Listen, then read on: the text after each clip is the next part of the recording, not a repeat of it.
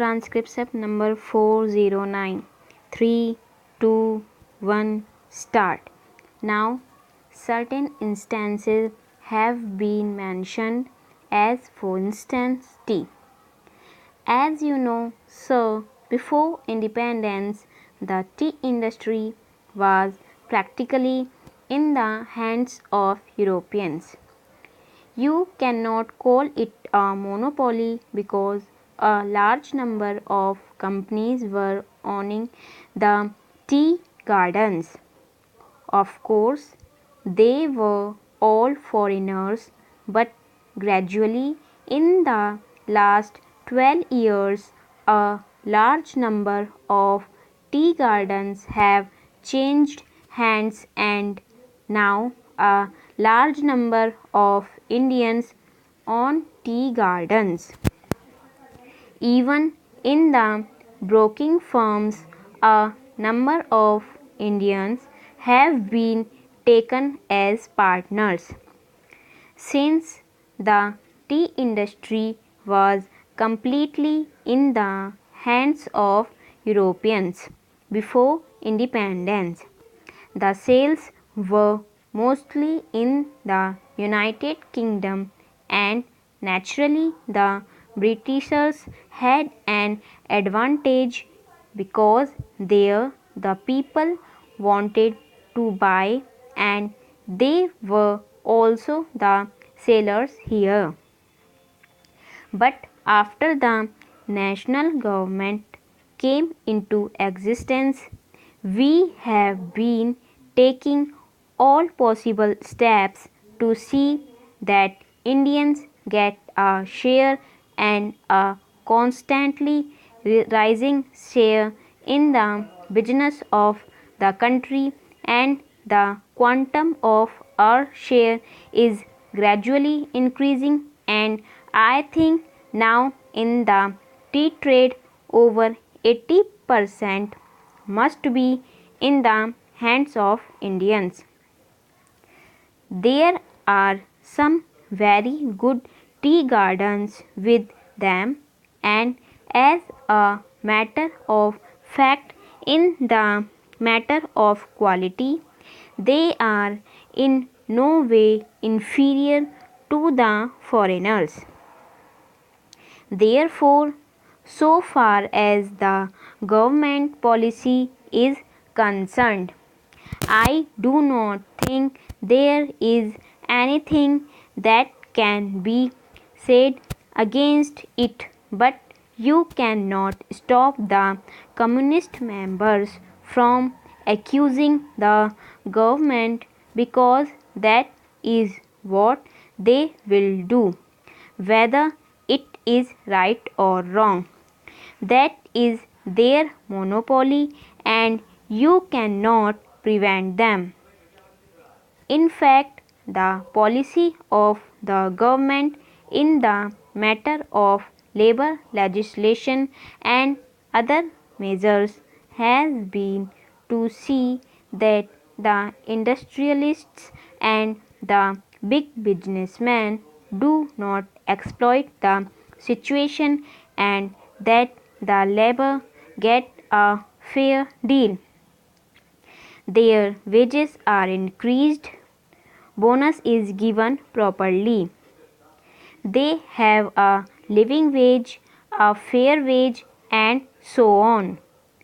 As a matter of fact, any legislation that is introduced seeks to increase the amenities of workers, and in spite of this being so, if somebody wants to criticize, well, you cannot prevent them, because they do not care for facts nor for truth. This resolution has no meaning because there are no monopolistic concerns, and there is no question of any inquiry being held.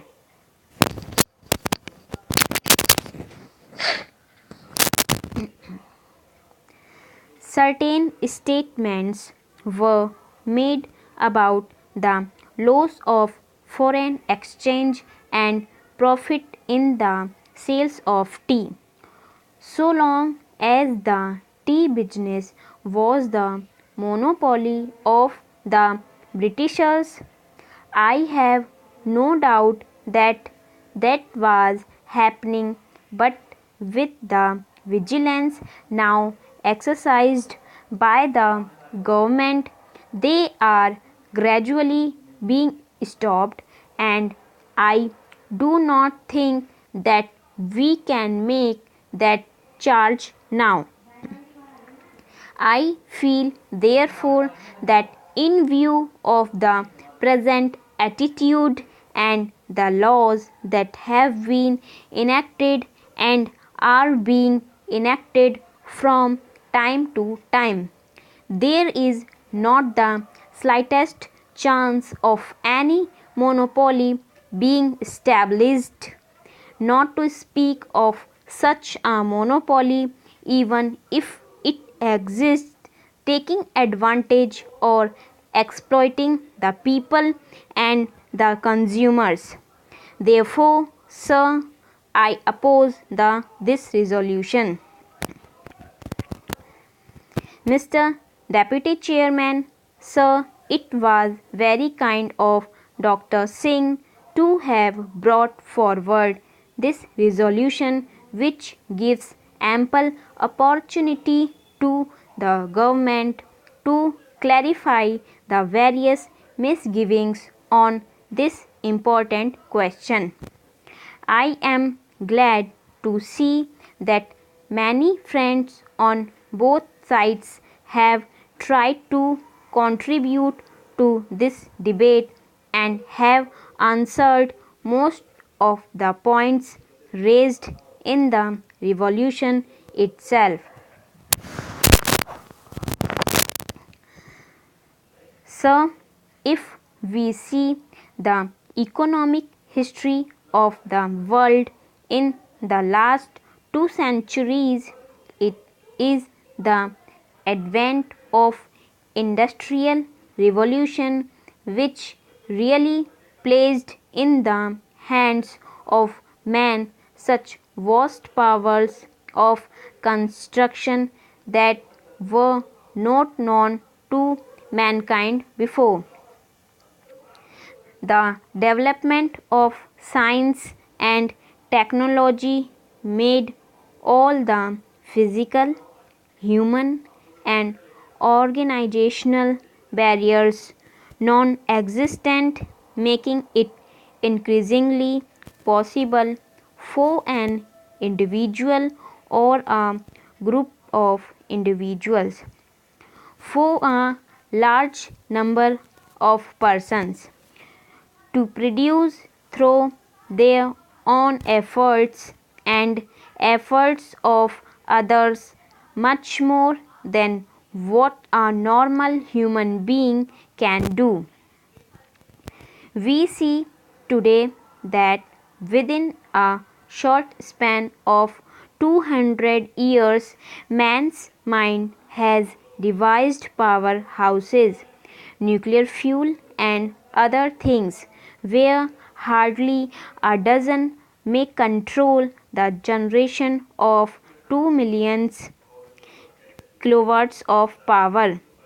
That is a phenomenal growth, and this has naturally led to what Dr. Singh and many other honorable friends rightly said, a tendency for concentration of power and wealth, both economic and otherwise, into a few hands.